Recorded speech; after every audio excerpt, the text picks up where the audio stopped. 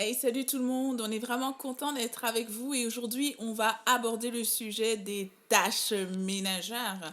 Alors c'est sûr que dans un couple, les tâches sont... Est-ce qu'elles sont réparties? Est-ce que c'est la femme qui doit tout faire? Donc c'est-à-dire s'occuper des enfants, faire la lessive, faire la vaisselle, faire le ménage au complet. Est-ce que c'est à elle de tout faire? Frédéric, est-ce que tu as une réponse pour ça? Non! Non! Non, non quoi? Non! Ce n'est pas à la femme de tout faire dans les tâches ménagères. Et là, toutes les femmes qui suivent la vidéo disent ensemble Amen! Amen! Non, c'est sûr. Comment est-ce que je vois ça? Eh bien, je vais faire référence à la Bible. Femmes, soyez soumises à vos maris. Et puis souvent, il y en a qui s'arrêtent à ce verset-là. Il y a des hommes qui en profitent, mais vraiment qui abusent de ce verset en disant, ben voilà, femmes, soyez soumises à vos maris. Vous allez tout faire, vous allez me servir. Non, non, non, non. La suite du verset. Marie, aimez vos femmes comme Christ a aimé l'Église. Donc c'est un équilibre dans le couple. Donc tout le monde participe aux tâches ménagères. Ok, donc concrètement, comment ça devrait se passer? Est-ce qu'il y a des tâches qu'on devrait se dire, ok, ça c'est plus à la femme de le faire, par exemple s'occuper des enfants, et d'autres tâches, en fait, ce serait plus des tâches au mari? Est-ce qu'il y a vraiment une proportion ou un truc... Ben, j'ai l'impression qu'il y a des clichés. Ok? En fait, peut-être sortir la poubelle, ça va être l'homme. Et puis s'occuper des enfants, c'est plus la femme. Je pense qu'on peut même sortir de ces clichés et de voir quels sont les intérêts. Peut-être que l'homme va avoir plus d'intérêt pour l'éducation des enfants ou pour s'occuper des enfants, je ne sais pas. Il faut pas être dans des clichés. Il faut juste voir en fait quelles sont les tâches à faire. Faire la liste et puis ensuite les répartir. Et puis la réalité, c'est que on va pas y aller en disant ben, en fonction des dons et des talents de chacun, parce qu'il y a plein de tâches, il y a juste personne qui a envie de les faire. Mais c'est juste d'accepter qu'on est ensemble et puis on se répartit les tâches ménagères.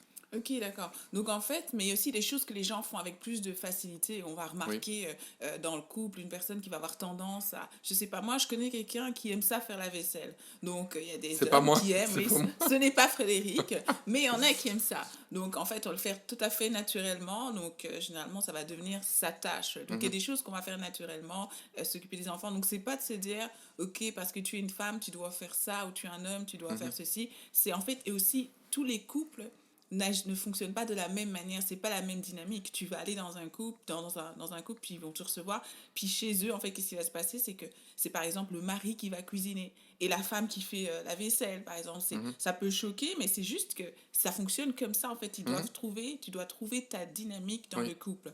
Mais il faut que ça soit équilibré, ok? oui. On est d'accord que c'est pas juste une personne qui va tout faire, et ça, je pense que ce soit pour la femme ou pour l'homme, bah, il faut un équilibre quand même. Mhm. Oui, c'est ça, c'est dans les deux sens. Maintenant, moi, je veux m'adresser à tous les hommes qui écoutent la vidéo. Il faut vraiment pas avoir l'attitude du pacha.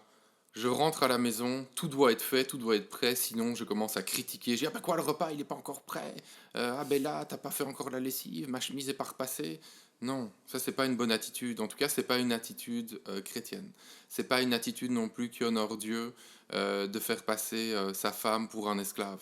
En fait, c'est très important, vraiment ça, de pouvoir être ensemble. Et j'ai bien aimé ce que tu as dit, Nadine, c'est que c'est balancé, en fait. Il y a personne, en fait, qui est le pacha dans la maison, mais tous les deux se disent, ok, il y a des tâches à faire. Honnêtement, pour la plupart, on n'a pas envie de les faire, mais on va les faire ensemble et on va se répartir ces différentes tâches.